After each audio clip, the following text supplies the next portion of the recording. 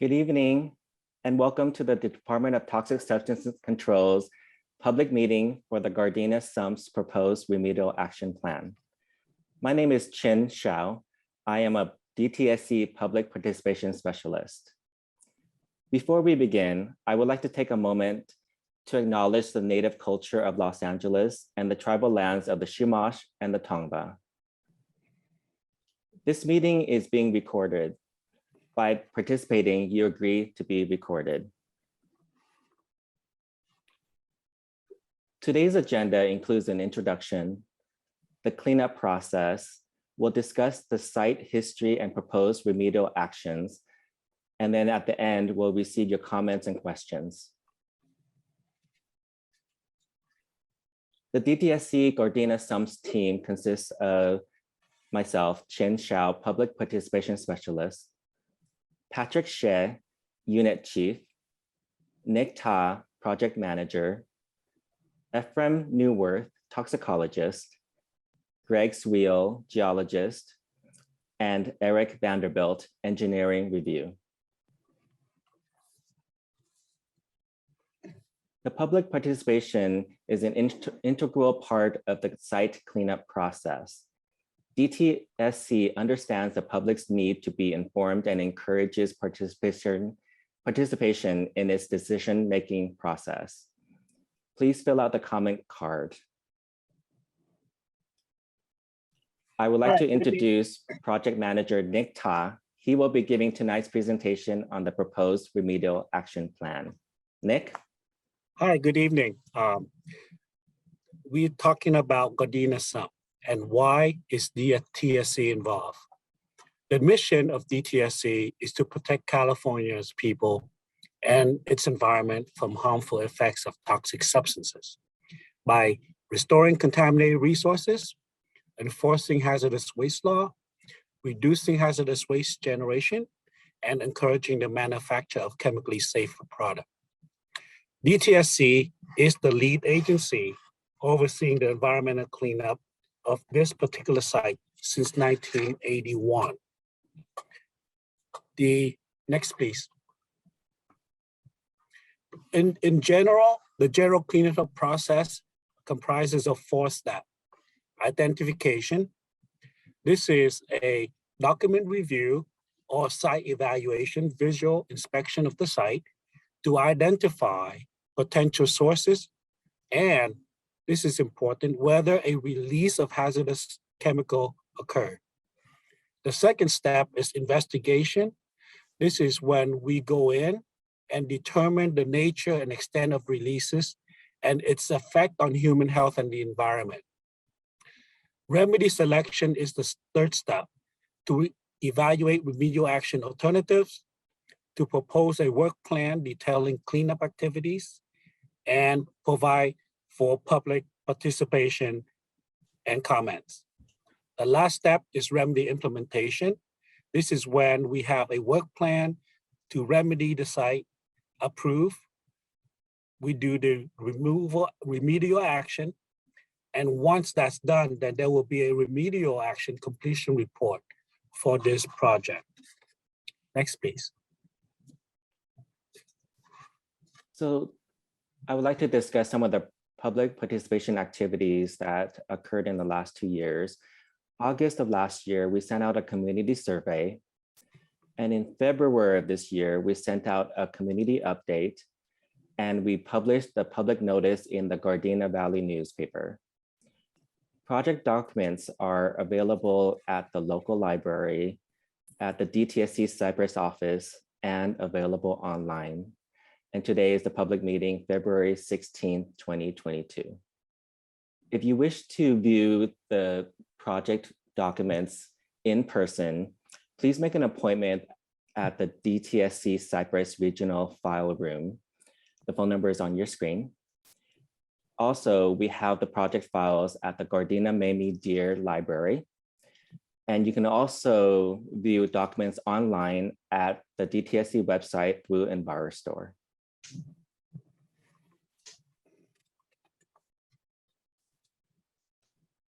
So for the online access, go to dtsc.ca.gov. enter DTSC database, and you click on EnviroStor. Here at the EnviroStor site, you can type in the facility name. In this case, it's Gardena Sumps, and then the tab comes down to Gardena Sumps. Click that name, and it takes you to the Gardena Sumps project site. At the bottom, you will see all the tabs that are related to each document that you want to view.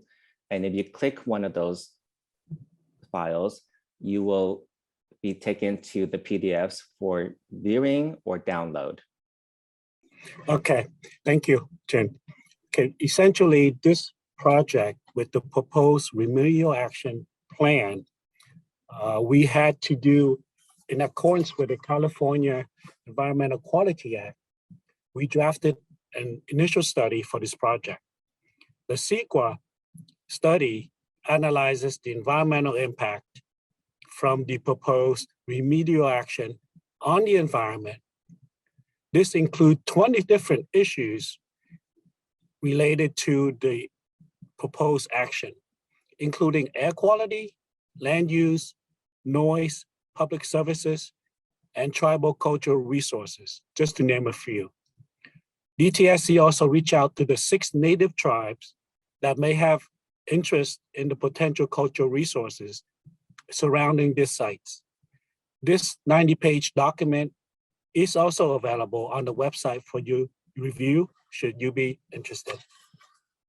Okay, I will at this point go over the site history and the proposed remedial action plan for this particular site.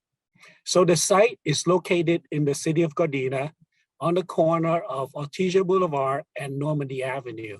As you can see, it encompasses 2 addresses, 1440 West Artesia Boulevard and 1450 West Artesia Boulevard. This is a 6-acre site. This is the photographs of the current condition of the site. Next, please. Okay, I will go over a little bit of the background. The site here are basically, there are 2 major landowner. The Hack parcel is on the west side and the Cooper is on the right, on the east side, adjacent to Normandy Boulevard, Normandy Avenue. The sump contains acid, oil sludge, waste disposal, and tank bottom sludge from local petroleum refineries and oil production. The sump ranges from 8 to 30 feet below ground surface. And the chemical identified within these sumps are arsenic, chromium, naphthalene, benzene, sulfide, petroleum, and petroleum byproducts. Next, please. A little bit of the site history. Back in the 1920s, this site was a clay mine for a brick manufacturer. In 1940s, the site was, because the sumps that the clay was mined from became a convenient place for oil sludge disposal.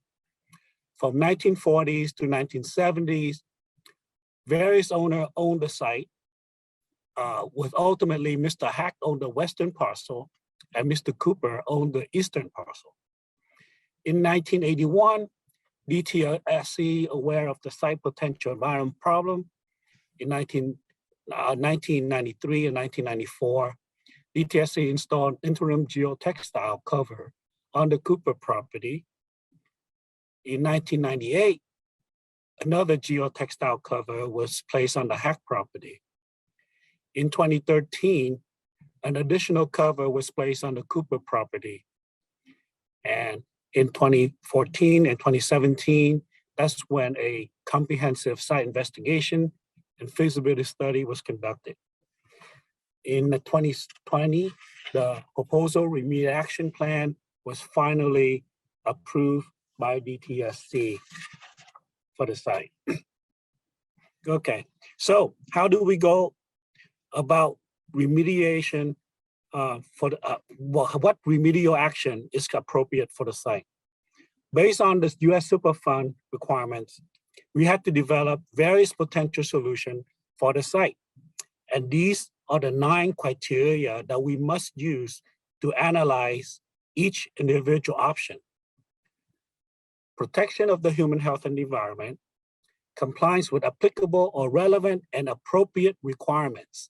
These are essentially laws and regulations, including local regulations. Long-term effectiveness, reduction of toxicity, mobility, and volume. These top 4 are the most important criteria that we have to consider. The next criteria is short-term effectiveness, implementability, cost, state acceptance, and community acceptance. The feasibility study that was approved laid out in details the analysis for each of the solution using these 9 criteria. Next, please. So what do we want to accomplish at this site? For this particular site, due to the waste in the sump, there are 4 things that we need to do. Prevent ingestion and direct contact with the oil sludge, prevent dermal contact with the groundwater, prevent inhalation of the volatile organic compounds and other noxious gases from disturbed sludge, and prevent methane buildup risk. So in the feasibility study, there were 2 options that most likely to be evaluated. The option 1 is complete removal of the sludge. So we went in and the study provided that to excavate the sludge from the site, we would need to excavate it 15% over excavate and mixed with reagent to stabilize the sludge, which is about 50% more volume, adding 60% more volume to the whole oily sludge on the site. So it'll come out to be about 46,000 cubic yards of waste. It can be disposed as non-recreational hazardous waste, but the problem is that it's technically impracticable. The space to do the work is not present at the site. There is no way to bring all the equipment in and do the work on site.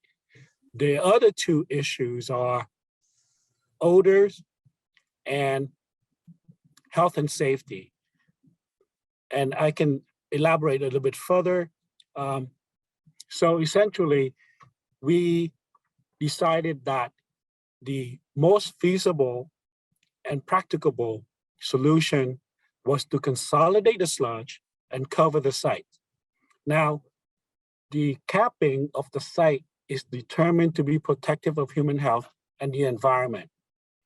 And this is a very similar approach to a McCall Superfund site in Fullerton, California, where they have almost the same type of waste, and EPA went in and did a series of pilot study where it found that the sludge, when disturbed, generates very odorous and noxious gas that could be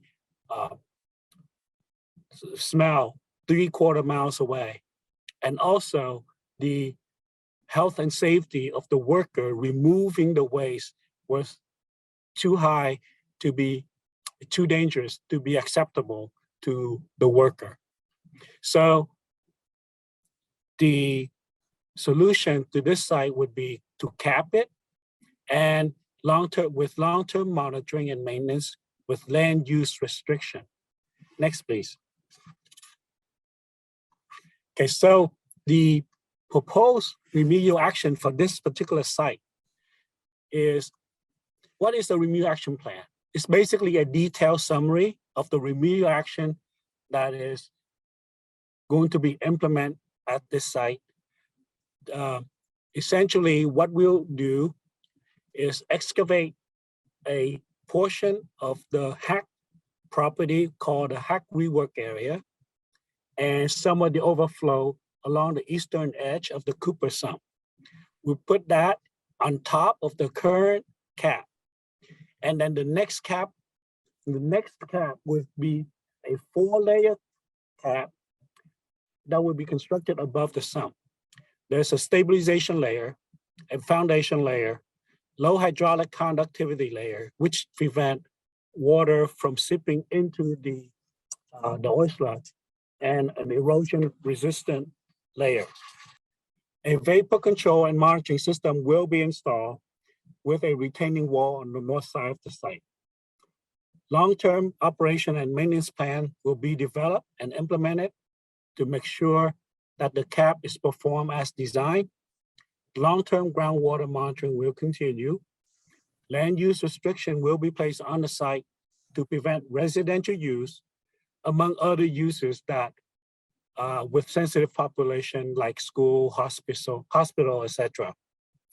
Once the remedial action plan is approved, then we will go to the next step, which is a remedial design and implementation plan that will be developed with detailed engineering design and construction blueprint to implement the proposed remedial action. Now, the McCall Superfund site was constructed with a 4-layer cap as well. And it has performed well for the past 20 years. There are, every 5 years, there's a 5-year review where engineer would go in and take a look at, see how the cap performed. And for the past 5 years, it has done well with rainstorm, with earthquake, and the like. And so if McCall Superfund site is any indication, this site will be very similar to that in terms of performance, the cap performance. Next, please. The Gardena Sump proposed remedial action has been consulted. We've consulted with the city of Gardena throughout the process. And the site is actually in a redevelopment zone with high retail and commercial value. So the city concurred with DTSC with the capping alternative this past year, which will allow for the redevelopment consistent with the city master plan, which is mixed commercial use or industrial use for this particular parcel. Next, please. So if you look at this depiction of the conceptual model of the redevelopment, you will see that there will be building or shops or light industries on the Hack property, and on the Cooper's property, where the cap will be mainly placed, will be essentially a parking lot. And that's it for the remedial action, proposed remedial action plan. Jim? Thank you, Nick. I would like to take this time for questions and comments. Please type your questions and comments in the question and answer tab of this meeting. We will take your questions in the order they come in. If you are on the phone, you may raise your hand by typing *9 on your dial pad. I'll just take a few moments in case you're typing in your questions or comments. Please be sure to use the Q&A tab. As a reminder, you can also send in your comments either by mail or email to me after the presentation as well, after this meeting as well. Correct. We are in the middle of the comment period. The comment period officially ends on March 2nd. So please have your comments, your written comments, postmarked or emailed to Nick Todd, the project manager, by March 2nd. And so please provide your comments in the form provided. They should have been sent and included in with the community update that was sent to you. However, if you did not receive one or if you've lost it, you can just email your comments directly to Nick. DTSC will respond to your comments in a response to comments document before a final decision is made. Responses to individual commenters will be provided directly by mail. And here are the contact information for myself and for Nick with the phone and email addresses. So as I'm checking the Q&A, there's one Q&A coming in. I have a question from Regina. She asks, who initiated this remedial action to take place? The DTSC initiated this action. Back in 1981 or 83, there was a complaint by the neighborhood that after a rainstorm, after a heavy rainstorm, actually, there were oily sludge on the street. So DTSC at that time sent out its engineers and scientists, and it was determined that this site causes danger to the people coming into contact with the oil sludge, and also it would migrate into the storm sewer system and all over the street. So that's when DTSC came in. We did an emergency, what we call emergency removal action, where we put on a cover back in 1993. Thank you, Nick. And we have another question from Samuel. He asks, so what will the front facade look like? The front facade will depend on the redevelopment at this point. Jin, can you go back a few slides to the conceptual redevelopment? So essentially, this is what the current conceptual redevelopment look like, but it could changes. I understand that the city has entertained some one development that will turn this into a storage, a self-storage industrial area, and it has a building, parking lot, and also a park, a small parklet at the corner for the community. At this point, this is the conceptual site model, but it would look similar to this. It's all based on what the city codes are when it comes to the aesthetic part of this particular site. Thank you, Nick. Any other questions? I'll put the contact information back on. Okay, we have another question. Would it be safer to construct a safer cover and not plan on being used for development? The proposed cap is very safe. It comprises of 4 layers, and these layers are engineered and specifically built, designed and built for functionality. If you can imagine a really thick plastic sheets, these geotextiles are made out of either high density polyethylene, HDPE, or polyvinyl chloride. And it's depend on the functionality that we want to build into this cap. So essentially,